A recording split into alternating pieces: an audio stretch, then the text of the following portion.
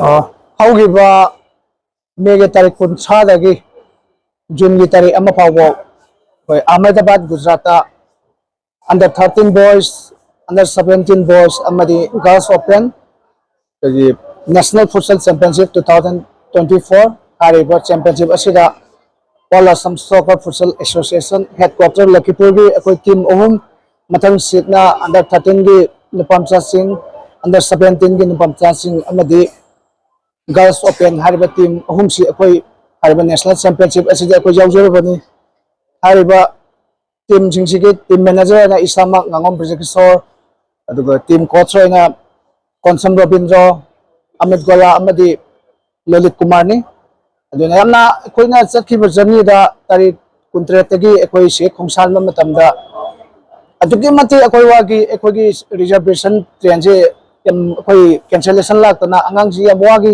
सिदगी अखोइ कनबोदी Deendayal Delhi board खिता नुवाइना चली अदुगा Deendayal दगी अखोइ Ahmedabad जौबगी अखोइ journey से अदुमति हाय कांदे यामना सु कपखरे अंगांग सिंसु अखोइसु अदुबो ngasidi अखोइ वाजमन मैमदो अखोइ इसा मैम सिना फनजजना हारिबा अखोइगी एस कतावे अहम सिदा अखोइ अदुगी मति अखोइ अंगांग सिं फजन सानगे हाबदे अखोइ अदुगी मति अखोइ हराउजै अखोइ वाजब जर्नी दा वाजब मैमदो इसा सिंसुना सानाबा कांदा अखोइ इंडिया की ममांगदा अखोइना हारिबा टीम अहम से अखोइना चैंपियनशिप लपा गोल्ड मेडल लपा से अदुमति हराउई अइना अखोइगी लेबा ऑफिशियल सिंग लोइना लोइना गार्जियन सिंगसु अदुगी मति सपोर्ट तोबिबदमक्ता आई all Assam soccer futsal association मेकेदगी अदुमति मैम अखोइना तोबिमन अदु उच्चरी ngasi halakpasu yam nungaina hale jani da do mai papasu ojere khudimaks se koi mayam sigi hona jamani plus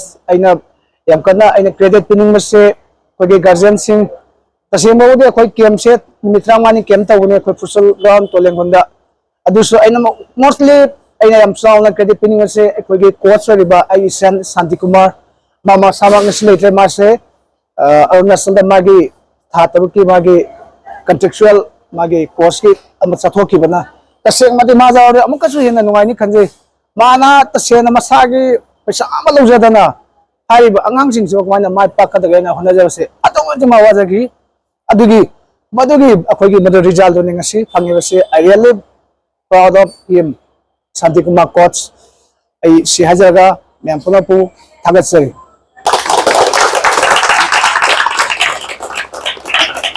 ai Assam State asigi thangka association ki president ni ngasi futsal gi sanaro singna Gujarat gi halakda hariba silchar gi railway platform asida okgi thoram sida futsal association asigi president oda manthona aibu kaubirakuna saruk jahan ba phangjabasi ai yam nuai yam harawi lona sanaroi amana mana pamjaba event aduda sanabaduda thogot paiba sidi aikogi tangai fadrabai thongni aduna sanarosingda ina hajani isa isana pamjari ba event aduda mai pakna sang sinba ngamna ba matam khudimakta hona basi asina maru e habasi mangda thamlaga aina angang singda unchi chupada mai pakko production haiba waisi thamjari lona association asigi team coach team manager mayam pung pu aina taram opulana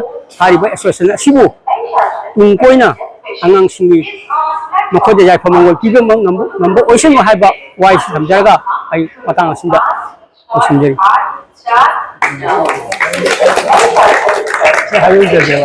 ma'am khurumjari president all assam soccer futsal association oina asisi jamna harauba numini ekoi chakhiba Megi tarik 30 dagi ama phawba koi under 13 under 17 boys amade women's asida ekoi ngamduna lakpasi ekoi all assam soccer futsal association ekoi sanaroi amade manager coaches mayambo aina congratulation tawningi welena parents singbu thawai jauna saruk jabiba jamna thaga chaba phongdok chari mathang dasu ishona hena su bor pibo oisanu haiduna rungasi lakpikhaba parents sing official sing amade numsiraba guardian sing ekoi mayam bu thagat chari loinana ekoi gi all assam soccer futsal association se hanadagi suhena phabo isanu haidana ईश्वर दा चंगजबगा लोइना ना आइगी तेन तकबा सिलोय सिनजरगे All Assam Soccer Futsal Association hip hip hip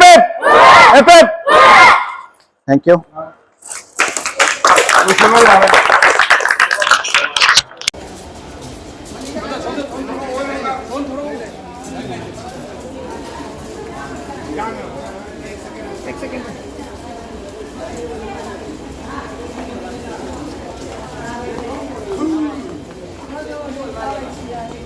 Yang ngawsin anu? Yo, aku ini sih, tahu nih pak. Dia sekarang mana pak?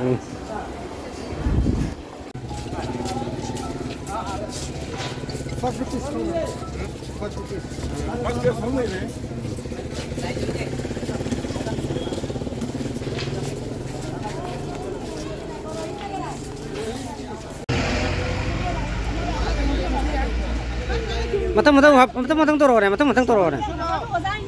Oh.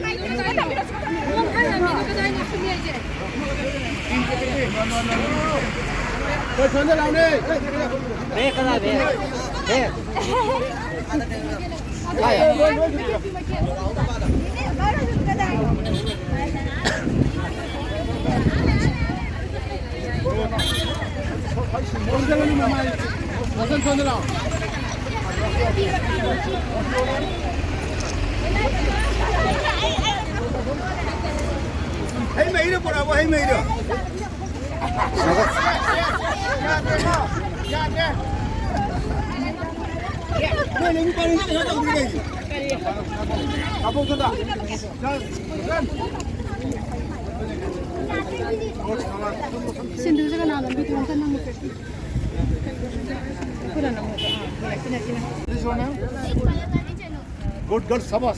Good. Now the rising. I made it. Single two to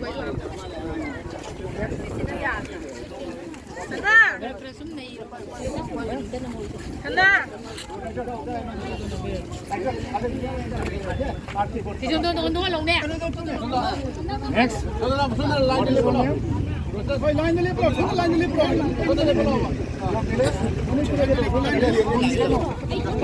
Hey man. Okay. Guinness.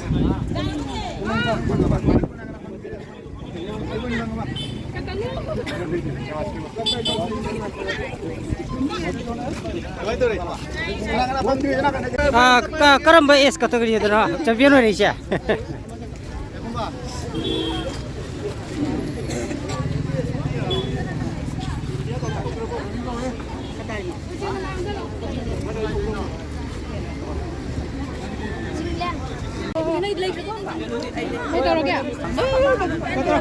Gaड़ी से कागज मंगाई जाओ इन्हें। कालो कालो।